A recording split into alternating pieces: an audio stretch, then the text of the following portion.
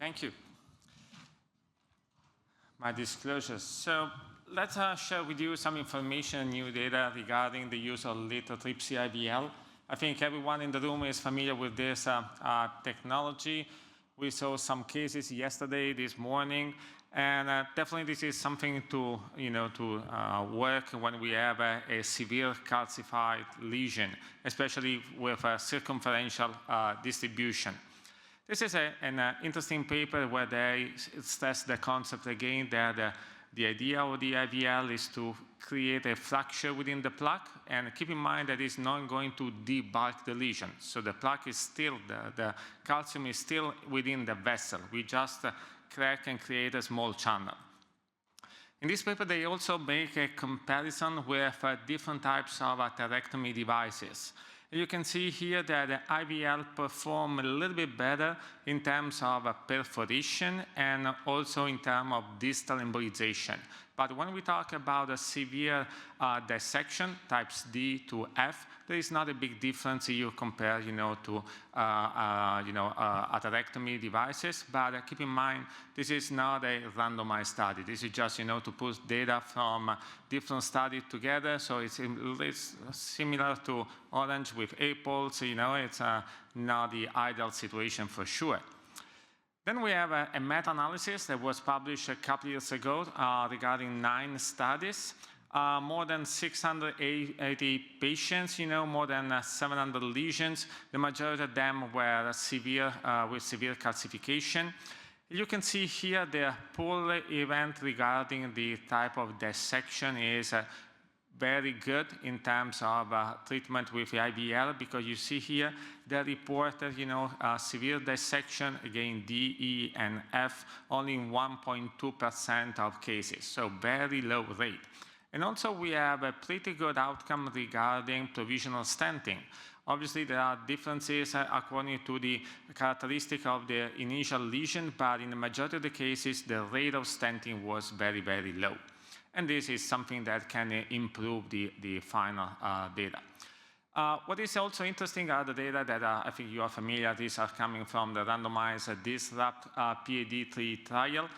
This was done with more than 300 patients, with moderate to severe calcification evaluated with the PERC system, and comparing, IVL versus standard angioplasty before the use of DCB.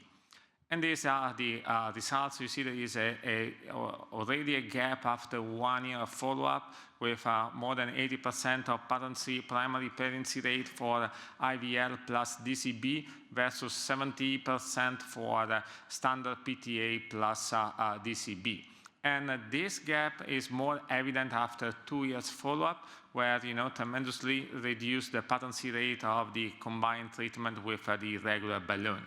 Also, the freedom from provisional stenting is a big difference, 95% for IVL plus DCB versus 81% for regular PTA plus DCB. And again, major adverse events 1 year, 1.4% for the PTA group and 0 for the IVL group.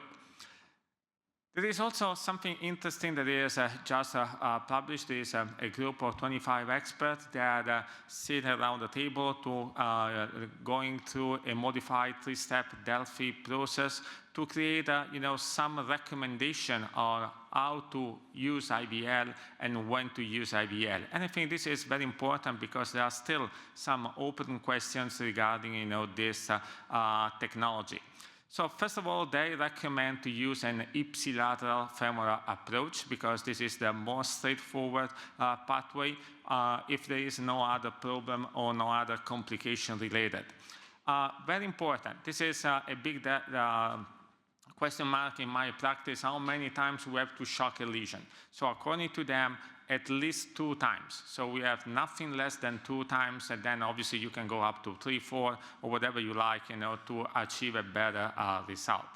If we have an eccentric lesion, so a complex lesion with a lot of calcium, definitely this is something that we debate this morning, but according to them, we have to oversize the balloon, the IVL balloon, at least 1 millimeter more. And this is something to be different from what is the regular practice that we generally try to undersize the balloon. Also very important is to go from healthy to healthy, but I think this is the standard treatment modality that we use also for any other device. If we are not able to go through the lesion because it's a severe CTO and we know that IVL is not a low-profile balloon, we can perform just a pre-dilatation with a 3 millimeter or 2 millimeter balloon just to create a small channel. What is important also to keep an eye on the morphology and the plaque characteristic, because if there is some soft material or you are suspicious of some fragile material inside the lesion, maybe it's not indicated to use the IVL in this condition. Generally, there is not required to use a protection device, otherwise there are some soft material. And what is also important that IVL cannot be considered the final treatment modality, so it's not a standalone therapy. We have to use IVL just in preparation of a drug-eluting balloon, drug-eluting stent, or a final treatment modality. There is also this paper is a single-center retrospective evaluation of 55 patients, 71 lesions. They analyzed the primary patency defined as a freedom from restenosis or occlusion without any reintervention. And that's pretty interesting because the majority of the patients were pretty complicated in terms of calcification. You see the majority PECs 3 and 4 with 23% of eccentric calcification. Technical success was great, 97%, very low rate of complication, primary patency 1 year, or more, rather than 81%, and then we have the reported the freedom from TLR after 1 year greater than 90%. You see also complication was very, very, very low.